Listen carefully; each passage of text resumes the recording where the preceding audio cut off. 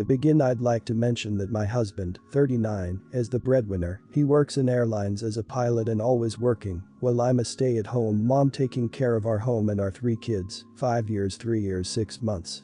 Lately we've having few arguments with him complaining about me not taking care of myself and looks and being always busy with chores and whatnot.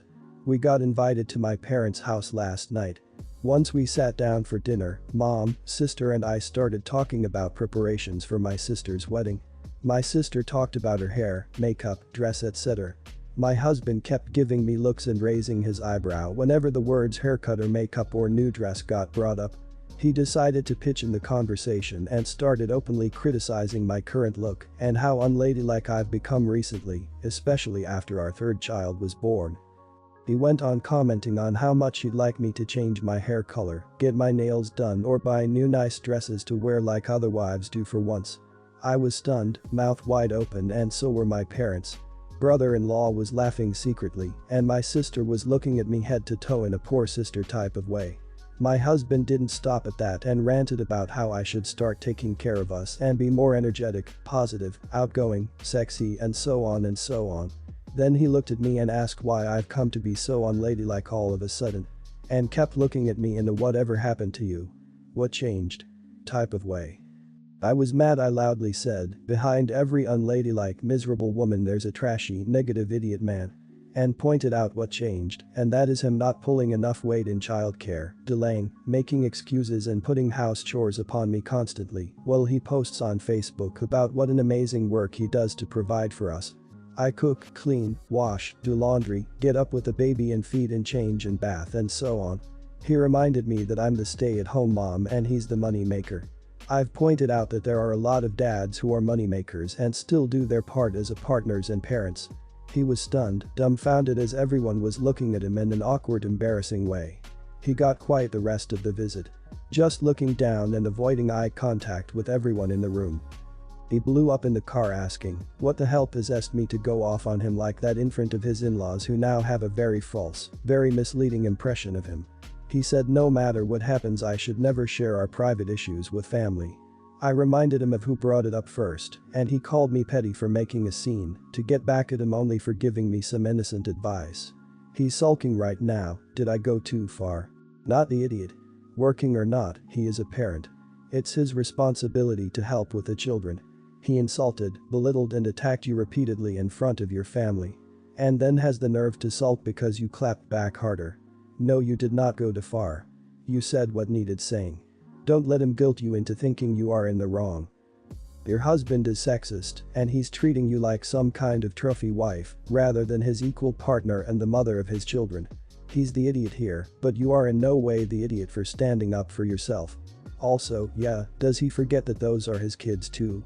How he lives in your house as well. He's equally responsible for taking care of your children and should pull his weight around the house also. Him thinking that you should do everything because you're the woman is crappy. You have a lot to do with 3 small children at home, especially if your husband is not there to help you with them as he's working. Like, how are you supposed to go get the nails done or spend time at the mall shopping for clothes if you have no one to leave your kids with for that time?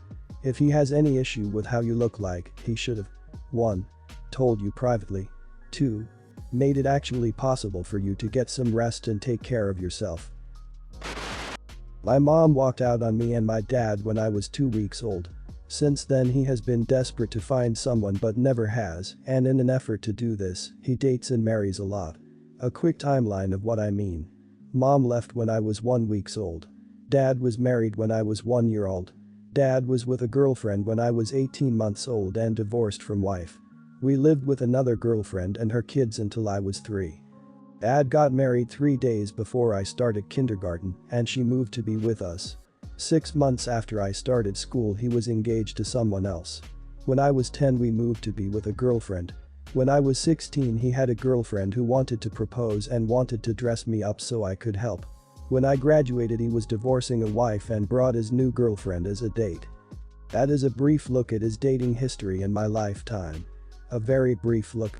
My dad was single when I got married and he said at the time it was such a pity my future kid's future grandma wasn't there. It was the first time he ever indicated he was thinking of future girlfriends or wives being something to my potential future kids.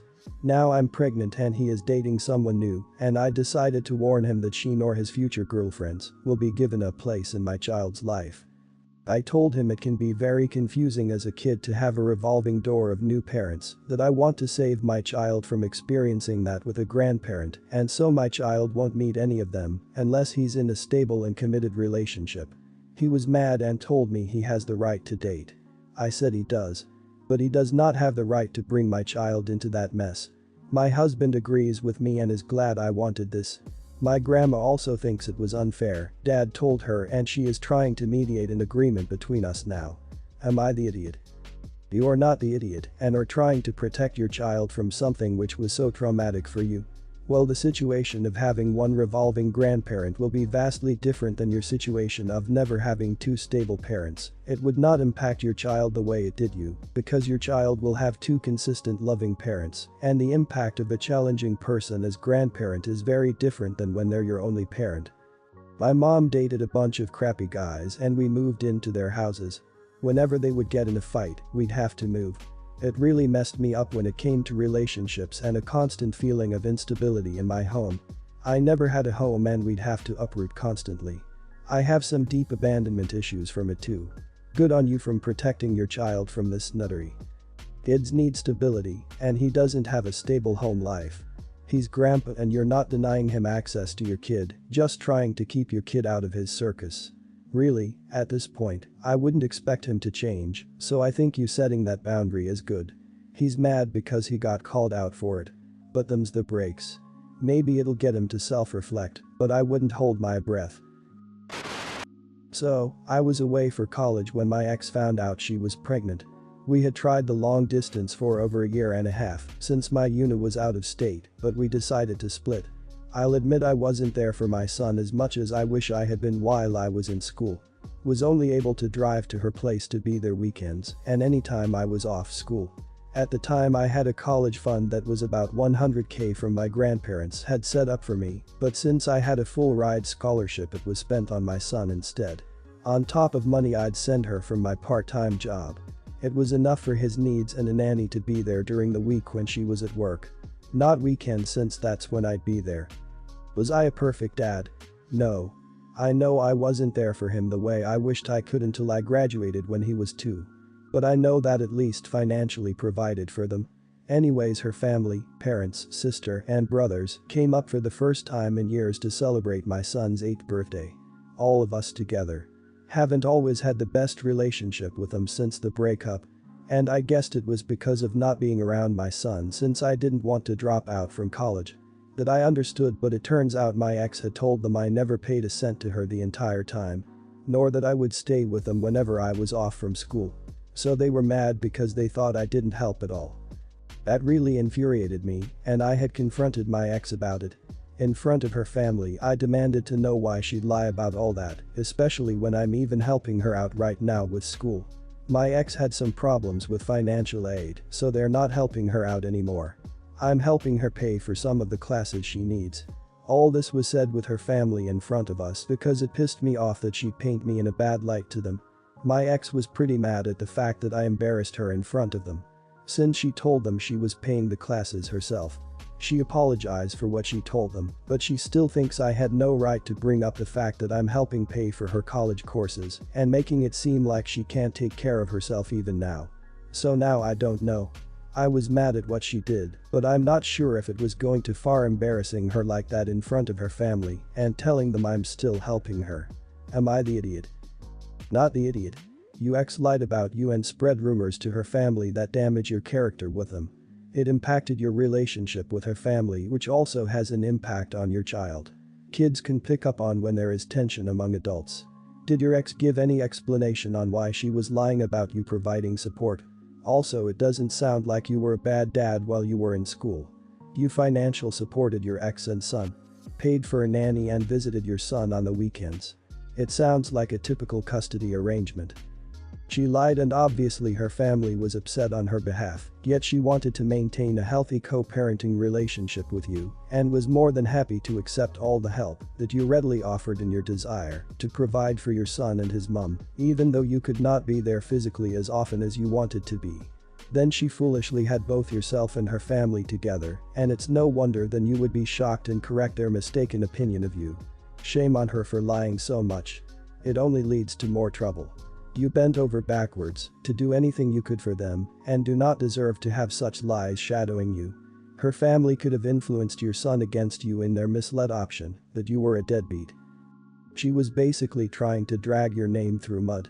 What she did that day would have had bad consequences on you and your son's relationship if you didn't confront her right then and there. There's nothing wrong with you for standing your ground. Yes, you were not great father, but heck, you were not even bad father. She denied your efforts you made for her and your son's well-being. She is basically an attention seeker. Good that you two have split up already. This is something I'm really struggling with and I need an unbiased opinion. I, 26, getting married soon to 28 and am putting together my wedding party. A few of my family members want me to have my niece, 4, as my flower girl. Now, I'm not going for a photo opportunity wedding and I'm going out of my way to make sure I'm not too picky or putting a burden or grand expectation on anyone involved. No one would be excluded from my wedding party if they, say, were in a wheelchair or had Down syndrome. In fact, my autistic brother is in the party. The thing about my niece is a sad situation. She wouldn't even know she was in the wedding. She has no motor function or cognitive ability. She can't even hold her head up without aid and doesn't have any motor skills. She wouldn't be able to sit in her wheelchair and throw petals or know she was in a pretty dress in my party. Instead, it would really be her parents wheeling her down the aisle and nothing else. To me that almost seems like an odd display more than anything else. The girl we do want as the flower girl will be able to know she's in a wedding and be excited about it. In my mind it's not an attempt to be ableist or offend anyone, just not she simply wouldn't be able to do anything or know where she was. It would be something done purely because my family wants me to. I'm really struggling with this one because it isn't simply because she has a disability, it's because she truly wouldn't be able to participate at all. So, would I be the idiot if I ultimately went with the other little girl at the risk of making my family upset? Not the idiot. You've invited her. It's your day, and it seems like you want to bring joy to a child. It's not wrong to choose the child that you want because you aren't really excluding your niece because of her disability, but because you have someone else in mind. As another poster said, perhaps including her in a special photo on the day would be a nice gesture. I also admire your sensitivity to your niece in noting that it might seem more like a display than anything else. And that this appears to be more about her parents than about her. You seem like a really wonderful person. Disability aside, you didn't ask your niece to be the flower girl. Your family wants her to be your flower girl. Honestly, I find that pretty selfish of them. It's your day, but they want to put themselves into it. What if you had 10 nieces all around the same age? Are they all going to be your flower girls because their parents said they wanted their kid to be your flower girl? On the stance of the disability, your reasoning is valid. It'd almost be like some weird parade with her parents pushing her down the aisle and throwing the flowers for her. They can simply be guests and watching instead of having a display of their daughter at your wedding. You're not wrong to not have her as your flower girl or even have her there at the event if you can't guarantee the venue has everything that can meet her needs. It's practical and pragmatic over sentiment. People may not like it, but it needs to be done in that way.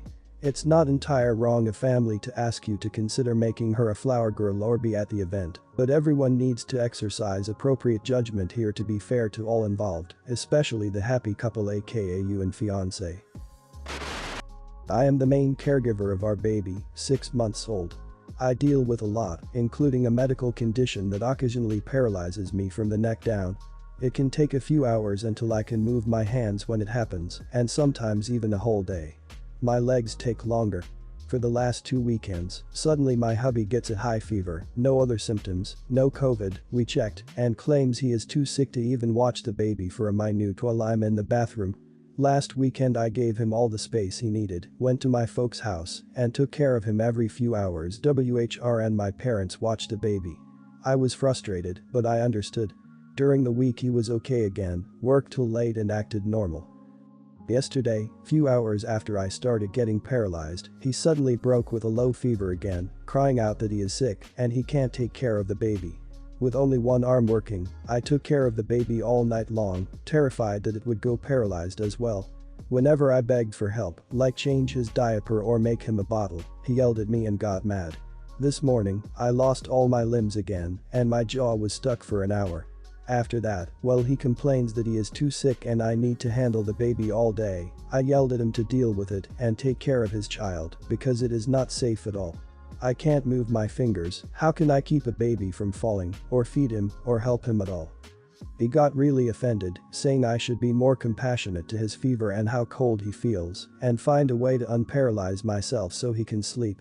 I got even more mad, considering how many doctors told me that I cannot stress myself out of it, or it gets worse. He also said I am the idiot, since it seems like I don't believe his mild fever is as severe as my condition. Am I the idiot for not agreeing with him and telling him to take some responsibility for his child? Not the idiot, man cold is never as serious as being paralyzed. My husband used to get man colds, validly sick, but wildly exaggerated for sympathy and attention, from the time we got together right on through our first kid being a month old, 4 years or so, and I would tend to him, but when he tried it, while I was essentially still caring for a newborn, I had a sit-down come to Jesus meeting with him, and told him that I had no issues babying him before kids, but when I have an actual child to care for, he will deal with it like an adult, because I don't have energy for 2 children right now, when one of them is over 30 years old.